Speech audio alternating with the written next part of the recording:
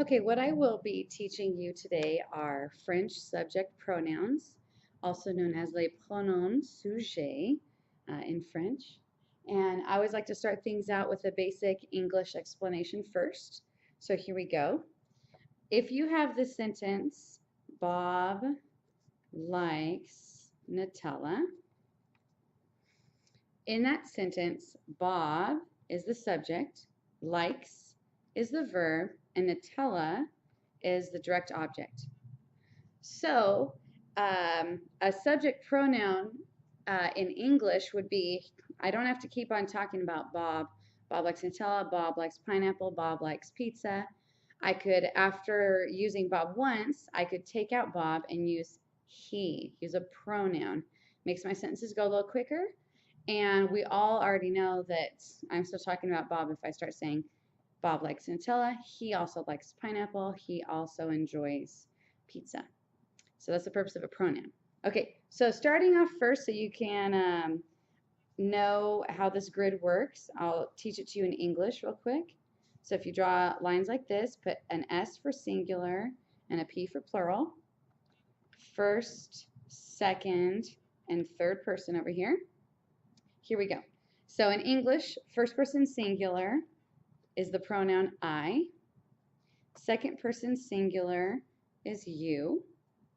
Third person singular is he, she, or it. First person plural is we. Second person plural, I'll write you guys, because here in California that's usually what we use. In the South they usually use y'all. I've also heard you lot before. Even I've heard some people say use. Just put an S on you, but that one sounds too strange for me. And then third person plural is they. Okay, now moving on, I'll do the same exact grid, but this time in French. So beneath here, we'll put singular, plural, again, first, second, and third person. Okay, so first person singular, the French pronoun is je, je. And unlike the English one, where this always has to be capitalized, je does not have to be capitalized. It would only be capitalized if it was the first word in a sentence, je. Second person singular is tu if it's informal. So if you're talking with someone that you're very familiar with, a friend, someone your age or younger than you that you're not required to show respect to, then you would use tu. And if you do need to show respect, if it's formal, you would use vous.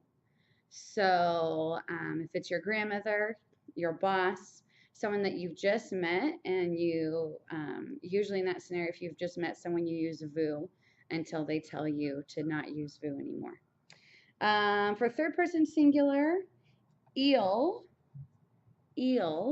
like eel and a C, il is he. Elle is she. And then there's also on. On does not mean it. On can mean a couple of things. It usually means we. It can mean they. And if it's used in the case of we, it's usually kind of in a casual conversation.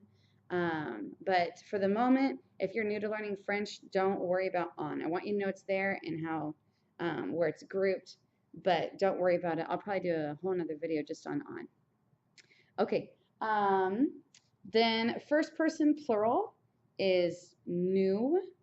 There's the S on the end, but you don't say it. Nous.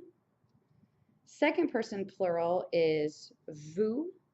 And it doesn't matter the group you're talking to, you know, you guys, y'all. Doesn't matter if they're kids, if they're adults, if you need to show them respect or not. You always use vous. Then to say they, it's il. There's an S on the end, but you still don't say it. Il. And that you'll use if there's a group of all guys, or if there's a group of guys and girls if it's mixed. Technically, the masculine gender dominates the group, and so if there's guys and girls, it would be il. But if it's just all girls, it would be elle. And again, you don't say the S. A lot of people ask me, well, how will someone know the difference if you're referring to one guy or a group of guys? It could be based on the verb that follows. If you're saying, they are funny, the verb is different for is and are. Sometimes you won't know even by the verb, but you can usually figure it out based on what you've referred to already as the group, and then you've replaced it with il. So those are the French subject pronouns.